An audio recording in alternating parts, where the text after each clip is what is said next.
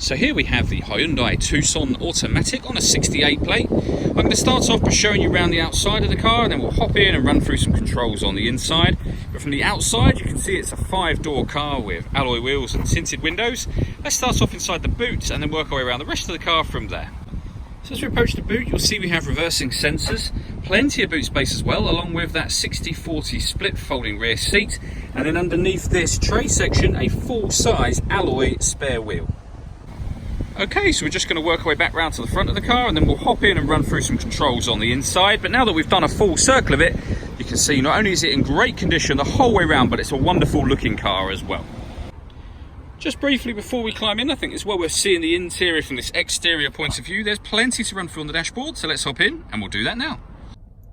Okay, so now that we're inside the car, we're going to start with the dials. On the left-hand side, we have the rev counter, and on the right-hand side, the speedometer and fuel gauge. In the middle, you can see the total miles for this car, which are 15,183. The information that's displayed within that section can be changed using buttons on the steering wheel. There's various different menus available. This one, which is the kind of driver menu, is the main one, and that's where you can find the digital readout for the speedometer, as well as various different bits of trip computer information. To make those adjustments, I was using these buttons just here. We've also got cruise control and speed limiter over that side of the steering wheel. On the left-hand side, we have stereo controls through the middle, the ability to answer and end phone calls, and we have voice activation for the phone. So hit that button, ask it to dial anyone in your contacts list, and it will do that for you without you having to take your phone from your bag or pocket.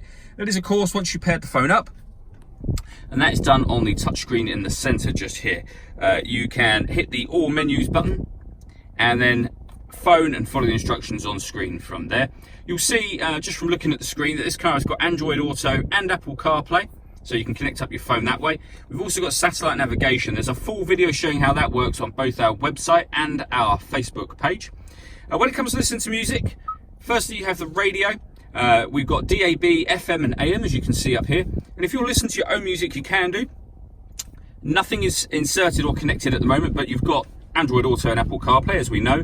You can also stream music wirelessly via Bluetooth audio, and this car's got auxiliary and USB inputs as well.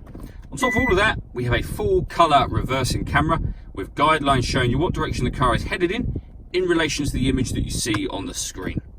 Working our way down, we have dual zone climate control, so you can adjust the passenger and driver temperatures, the fan speed up and down from here. You can determine where you'd like the air to be distributed. Then when you're happy with all of those settings, that button turns the air conditioning off or back on again, or you can hit auto and the car will maintain the temperatures you've asked for by taking full control of the fan speed. You can override that whenever you wish to, or you can turn it off, of course, by pressing this button if you want no air conditioning at all. For those colder winter days, we have heated driver and passenger seats, both with 3 different heat settings each. Under that, 2 12-volt charging sockets, as well as the auxiliary and USB inputs that I mentioned previously, the gear lever for the fully automatic gearbox, and then these buttons just here. So this one turns off the parking sensors or back on again, and these two affect the way the car drives. It's easy to show you up on here, but if we press the first one, you'll see that green symbol has come up on the right hand side. That's the same symbol that appears on the top of the button.